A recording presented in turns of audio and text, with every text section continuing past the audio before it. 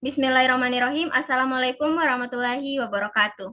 Pertama-tama kami mengucapkan terima kasih kepada Ibu Reski Amalia Hamka, SEMM, yang telah memberikan kesempatan kepada tim evaluator kami untuk mempresentasikan mengenai proyek evaluasi pelatihan menggunakan metode Kirkpatrick, yang dimana pelatihan yang dievaluasi adalah pelatihan mengenai efektif berkomunikasi dengan pelanggan dari perusahaan PT Maju Jaya. Sebelum kita melangkah kepada materi presentasi, terlebih dahulu kami akan memperkenalkan tim evaluator kami, yang dimana tim evaluator kami ini terdiri dari yang pertama saya sendiri atas nama Cindai Sari, yang kedua ada Roswita Bato, yang ketiga Ardiana, yang keempat Ermiati Febrini Elviana Pualilin. Nah, untuk materi evaluasi pelatihan menggunakan metode Kirkpatrick level pertama akan saya serahkan kepada Saudari Roswita Bato. Kepadanya saya persilahkan. Baik, sebelumnya terima kasih untuk kesempatannya. Jadi saya akan menjelaskan mengenai level pertama dalam metode evaluasi pelatihan, metode Kirkpatrick. Jadi level 1 itu adalah reaksi. Nah, pada level pertama ini evaluasinya lebih berfokus untuk mengukur dan menganalisis bagaimana reaksi dari peserta setelah mengikuti pelatihan. Adapun tujuan dari level 1 ini yaitu untuk mendapatkan umpan balik dari para peserta pelatihan agar dapat meningkatkan program pelatihan yang akan dilaksanakan di masa yang akan datang ataupun untuk melakukan perbaikan apabila di pelatihan sebelumnya itu terdapat banyak kesalahan. Selain itu juga dengan adanya umpan balik ini maka para peserta atau karyawan akan lebih termotivasi lagi untuk mengikuti pelatihan di masa yang akan datang. Slide selanjutnya.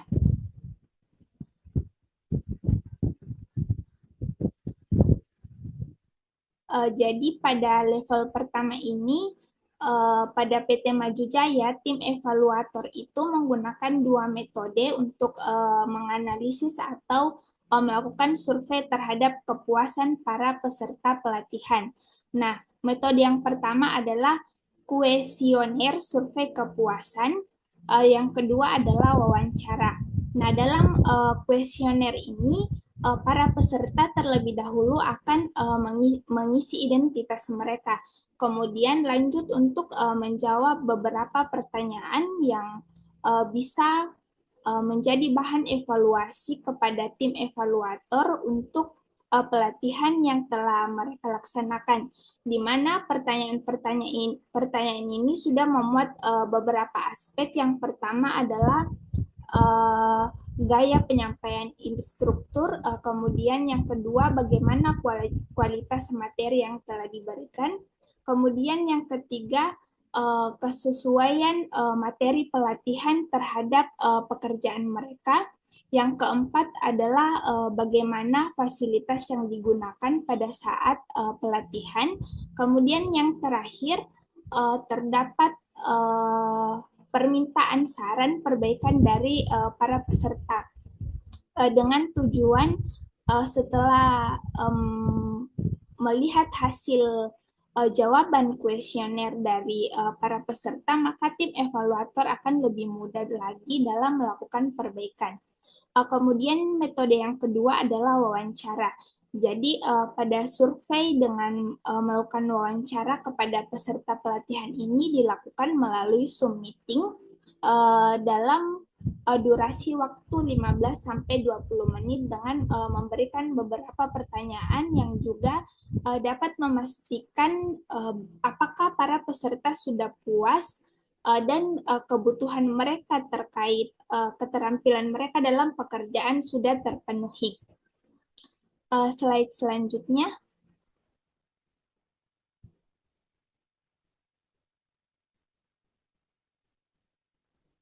Jadi setelah tim evaluator melakukan survei dengan menggunakan dua metode tadi, yaitu kuesioner dan wawancara, evaluator mendapatkan beberapa hasil yang dapat disimpulkan, yaitu eh, peserta menunjukkan kepuasan yang tinggi terhadap pelatihan yang telah dilaksanakan. Kemudian materi yang diberikan pada saat pelatihan juga sudah relevan, kemudian mudah dipahami dan mudah untuk diaplikasikan dalam pelaksanaan pekerjaan mereka sehari-hari. Instruktur juga dinilai sudah kompeten komunikatif dan memberikan contoh yang konkret sehingga mudah dimengerti oleh para peserta. Selain itu, pelatihan yang telah dilaksanakan juga berdampak yang baik atau positif terhadap peserta peserta pelatihan, yang dimana ini dibuktikan dari kemampuan komunikasi mereka yang meningkat, terutama dalam mendengarkan secara aktif dan menangani keluhan dari pelanggan, serta materi yang telah diberikan juga dinilai sangat bermanfaat bagi mereka. Oke, itu saja materi yang saya sampaikan mengenai level pertama, yaitu reaksi. Saya kembalikan kepada moderator.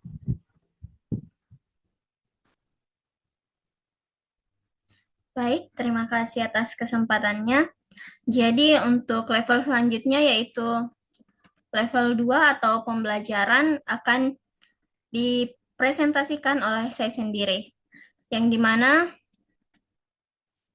evaluasi level 2 dalam model Kirkpatrick, yaitu pembelajaran atau learning ini, mengukur sejauh mana peserta bisa memperoleh pengetahuan dan keterampilan setelah pelatihan. Pada pelatihan efektif berkomunikasi dengan pelanggan, fokusnya adalah bagaimana menilai pemahaman peserta tentang komunikasi efektif, menangani pelanggan yang sulit, dan penggunaan bahasa tubuh yang tepat.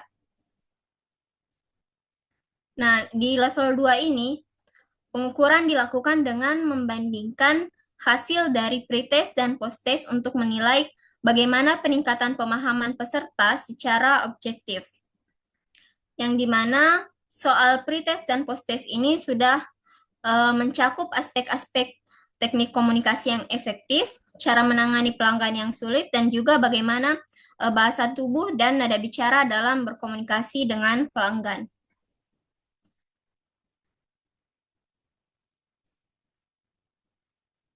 Yang dimana soal pretest dan posttestnya dimulai dari mengisi identitas peserta, kemudian ada instruksi pengerjaannya yang dimana setiap pertanyaan itu berisi 4 pilihan jawaban, yang dimana para peserta akan memilih satu jawaban yang paling tepat, kemudian waktu pengerjaannya adalah selama 30 menit.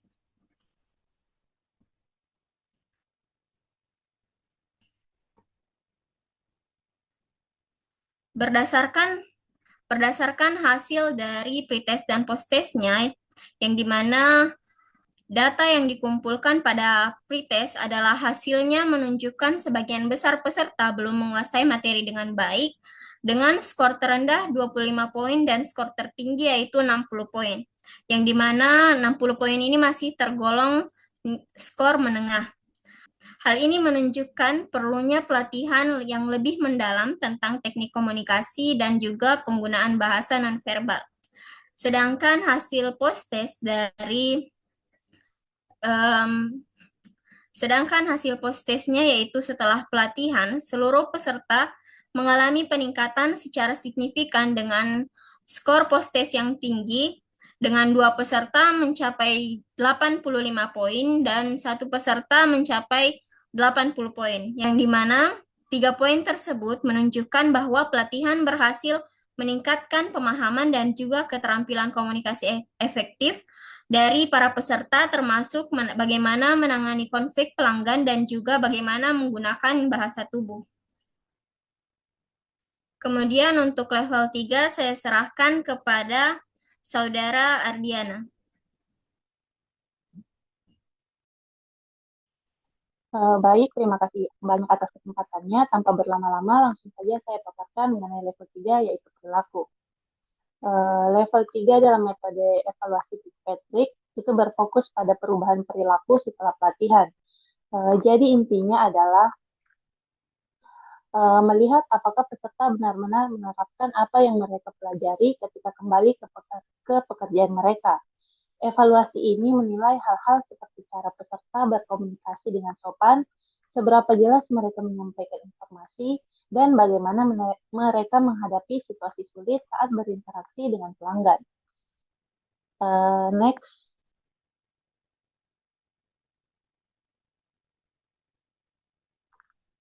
Nah, untuk mengeceknya di sini ada dua cara. Yang pertama, biasanya melakukan observasi langsung dengan cara menggunakan checklist.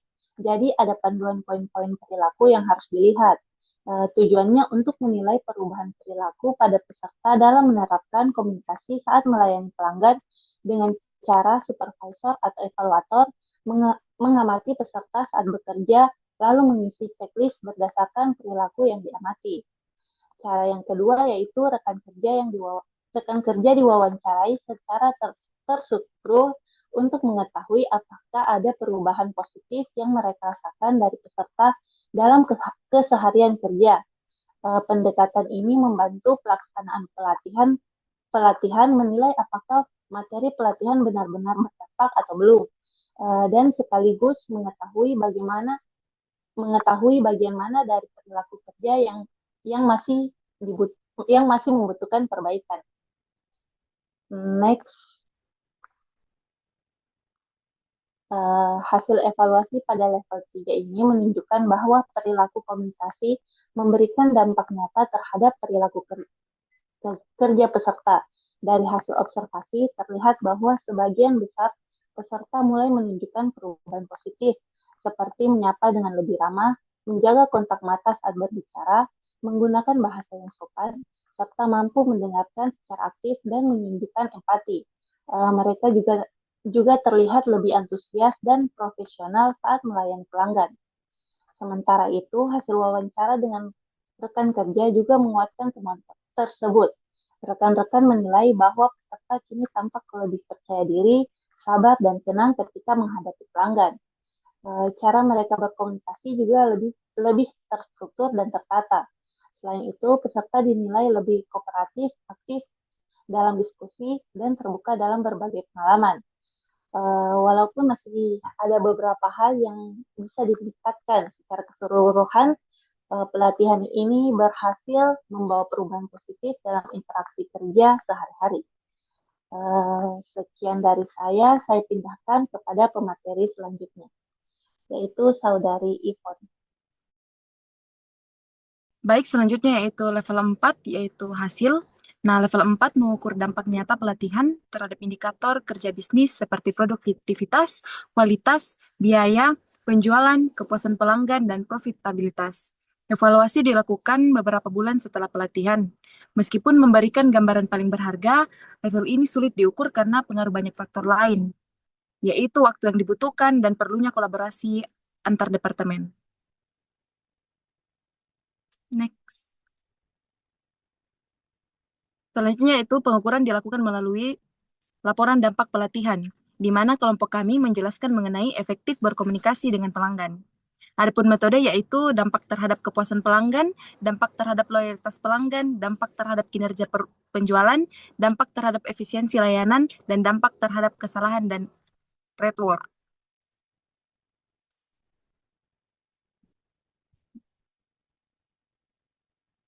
Nah, yang pertama yaitu ada dampak terhadap kepuasan dan loyalitas pelanggan.